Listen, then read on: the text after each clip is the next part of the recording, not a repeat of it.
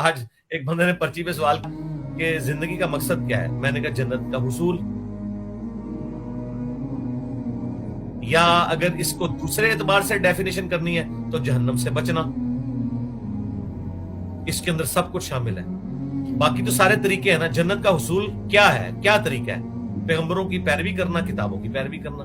فَإِمَّا يَأْتِيَنَّكُم مِّنِّي هُدًى فَمَن تَبِعَ هُدَايَا فَلَا خَوْفٌ عَلَيْهِمْ وَلَا هُمْ يَحْزَنُونَ، وہی چیز ہے۔ اور جہنم سے بچنے کے لیے پیغمبروں کی پیروی۔ علی بھائی اس پہ وہ کہتے ہیں کہ آپ لالچ کی وجہ سے، جنت کی لالچ میں عبادت کر رہے ہیں، اللہ سے محبت کر کے نہیں کر رہے۔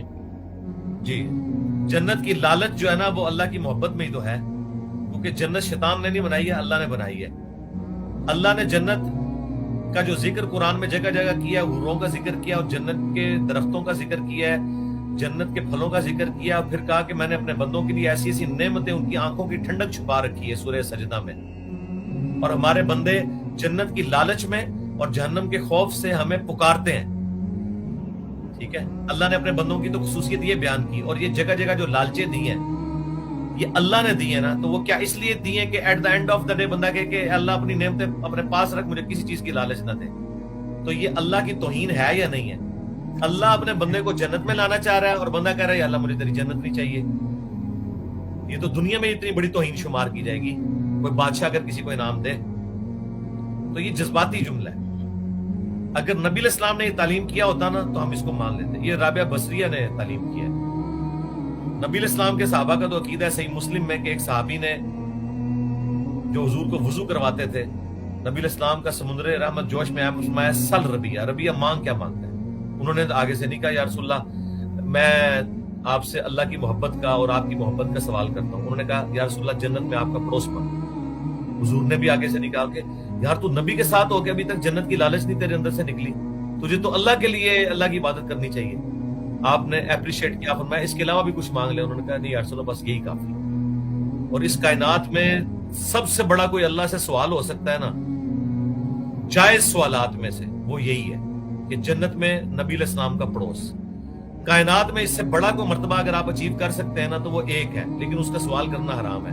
وہ یہ ہے کہ انسان یہ دعا کرے کہ اللہ مجھے پیغمبر بنا دے، یہ دعا کرنا حرام ہے کہ یہ وحی ہے۔ اس کے بعد اس کائنات میں سب سے بڑی دعا یہ ہے کہ مجھے پیغمبروں کا جنت میں پڑوس بھیجے۔ ٹائم قیامت تک ہے، اس سے بڑی کوئی دعا موجود ہے تو مجھے بتا دیں۔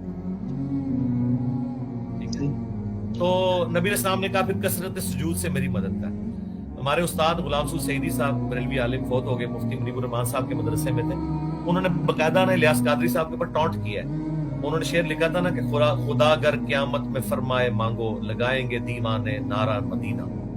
وہ کہتے ہیں کہ نبی علیہ السلام سے ہماری یہ عقیدت کا لیول ہے کہ قیامت کے دن اگر اللہ نے ہم سے پوچھا نا کہ تمہیں کیا چاہیے تو ہم کہیں گے ہمیں مدینہ چاہیے۔ تو غلام سعود سعیدی صاحب نے کہا کہ تمہاری عقل کا ہی ماتم کیا جا سکتا ہے، قیامت والے دن مدینہ لے کے کیا کرنا ہے؟ قیامت والے دن تو تمہیں یہ مانگنا چاہیے کہ جنت الفردوس ملے، کیونکہ مدینہ تو اس وقت تک ہمارے لیے اہم ہے جب تک رسول اللہ کی قبر مبارک ہے۔ تو قیامت والے دن تو نبی علیہ السلام جنت الفردوس میں جا رہے ہوں گے، تسی مدینہ جا کے کیا لینا ہے؟ ٹھیک ہے نا؟ صحیح۔ تو اچھا، اور سب سے بڑی بات، اس کائنات کی سب سے بڑی نعمت جو جنت میں ملنے والی ہے وہ اللہ کا دیدار ہے۔ اللہ کا دیدار مشروط ہے جنت کے ساتھ۔ تو سر ہم جنت کی لالچ کیوں نہ کریں؟ آپ پتہ کیا کہنا چاہ رہے ہیں؟ یہ لوگ یہ کہنا چاہ رہے ہیں کہ اے اللہ ہم ڈائریکٹ تیرے تک پہنچنا چاہتے ہیں، ہم پیغمبروں کو بیچ میں نہیں ڈالنا چاہتے۔ تو جو ایسی توحید پہ چلے گا وہ شیطان کی توحید پہ۔ رحمان کی توحید یہ ہے کہ پیغمبر واحد وسیلہ ذریعہ ہے اللہ تک پہنچنے کا، ورنہ انسان ڈی ٹریک ہو جاتا ہے۔ اسی لیے کہا گیا لقد کان لکم فی رسول اللہ اسوۃ حسنہ۔ ویسے تو یہ جذباتی دیکھا جائے تو کتنا پیارا جملہ ہے، جس طرح یہ جو حضرت علی کی طرف جھوٹ منسوب کرتے ہیں کہ جی میں تیرے جنت کی لالچ میں اور جہنم کے خوف سے نہیں بلکہ تیری وجہ سے تیری عبادت کرتا ہوں، ان کی طرف بھی منسوب کرتا ہے۔ تو اسی طریقے سے یہ بھی بڑا جذباتی بڑا اچھا جملہ ہے جو میں نے یہ بولا کہ یا اللہ مجھے پیغمبروں کی کوئی ضرورت نہیں، میں صرف تجھے چاہتا ہوں، نکال پیغمبروں کو بیچ میں سے۔ تو اس کا جواب اللہ کیا دے گا کہ تم لوگ راندہ بارگاہ ہو، تم منافق ہو، تم کافر ہو، جو طاغوت سے فیصلے کراتے ہو میرے پیغمبر کو چھوڑ۔ قل ان کنتم تحبون اللہ فاتبعونی یحببکم اللہ، اے نبی ان سے فرما دو کہ اگر تم اللہ سے محبت کرتے ہو تو پھر رسول اللہ کی اتباع کرنی ہوگی، پھر اللہ تم سے محبت کرے گا۔ جب اللہ نے خود اپنے لیے طے کر لیا ہے کہ میں نے محبوب اسی کو بنانا ہے جو میرے محبوب کو اپنا آئیڈیل مانے، اب مجھے بتائیں میں اللہ کی محبت میں کیسے یہ غلوف کروں کہ میں کہوں کہ اپنے نبی کو بیچ میں سے نکال دے؟ جذباتی طور پہ تو جملہ بڑا اچھا ہے نا، جس طرح کہتے ہیں جنت کو نکال دے، جہنم کو نکال دے، ڈائریکٹ اللہ تیرے ساتھ، تو جنت قرآن میں تو یہ نہیں ہے۔ اسی طریقے سے یہ بھی جذباتی بڑا اچھا جملہ ہے کہ اللہ پیغمبروں کو بھی نکال دے ڈائریکٹ تیرے ساتھ، تو ہم کہیں گے کہ یہ شیطانی توحید ہے، یہ رحمانی توحید نہیں ہے۔ آندہ جو کوئی آپ کو یہ کہنا کہ جنت دوزخ کی حاجت نہیں، ان کو پھر تم یہ بھی کہا کرو نبیوں کی بھی حاجت نہیں ہے، ڈائریکٹ اللہ سے اپنا عشق جتایا کرو۔ تو وہ کہ نہیں قرآن میں تو لکھا ہے نبی کے بغیر کچھ نہیں، تو اس کو قرآن میں ہی لکھا ہوا ہے کہ جنت اور جہنم کی لالچ اللہ نے دی ہے، جنت کی لالچ اور جہنم سے ڈر۔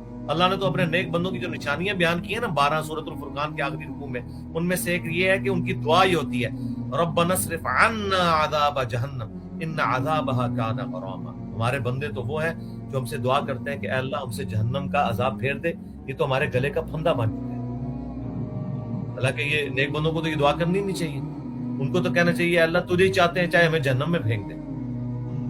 ہاں صوفیاء تو اس طرح کی باتیں بھی لکھ کے گئے ہیں، تذکرۃ الاولیاء میں آپ کو بڑے بڑے دعوے ملیں گے، یہ میرے سامنے ہوتے نا، میں ان کو گرم کر کے ایک بار سلاد پھیرتا نا، ان کے سارا ہی عشق نکل جاتا، ایک گلا ہی نہیں خالی۔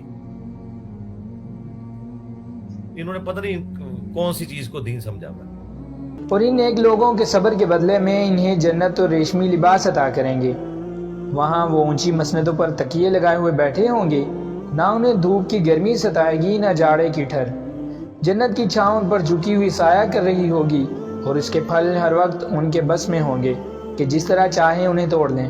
ان کے آگے چاندی کے برتن اور شیشے کے پیالے گردش کرائے جا رہے ہوں گے، شیشے بھی وہ جو چاندی کی قسم کے ہوں گے، اور ان کو منتظمین جنت نے ٹھیک اندازے کے مطابق بھرا ہوگا، اور ان کو وہاں ایسی شراب کے جام پلائے جائیں گے جس میں سونٹ کی آمیزش ہوگی۔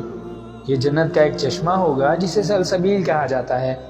ان کے خدمت کے لیے ایسے لڑکے دوڑتے پھر رہے ہوں گے جو ہمیشہ لڑکے ہی رہیں گے۔ تم انہیں دیکھو تو سمجھو کہ موتی ہیں جو بکھیر دیے گئے ہیں، وہاں جدھر بھی تم نگاہ ڈالو گے نعمتیں ہی نعمتیں، اور ایک بڑی سلطنت کا سر و سامان تمہیں نظر آئے گا۔ ان کے اوپر باریک ریشم کے لباس اور اطلس و دیبا کے کپڑے ہوں گے، ان کو چاندی کے کنگن پہنائے جائیں گے، اور ان کا رب ان کو نہایت پاکیزہ شراب پلائے گا۔ یہ ہے تمہاری جزا، اور تمہاری کارگزاری قابل قدر ٹھہری ہے۔